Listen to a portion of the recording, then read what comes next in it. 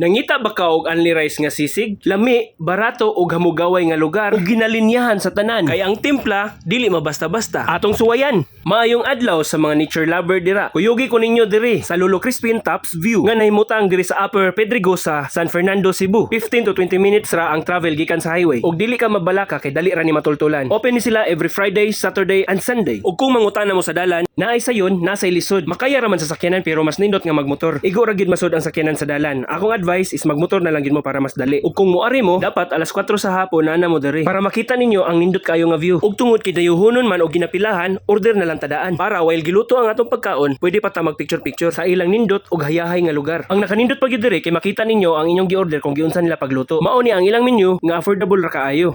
Ang mo say mga menu ninyo, ma'am? Natay pork sisig and the rice, fried chicken and the rice, and we have also pork chop and the rice na diri. So, ang price na to, ma'am, sa to ang Sa atong only rice, 125 pesos only.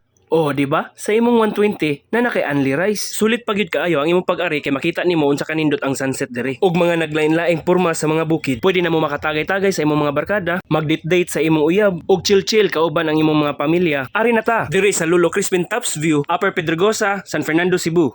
Tugnaon ha. Sunny days, oh so bright. Rainy days, puddles in sight. Windy days, streets sway and bend. Snowy days, fun without end. Weather here and there. Funny weather everywhere. Sunny, rainy, windy, snowy. Weather changes, don't you know?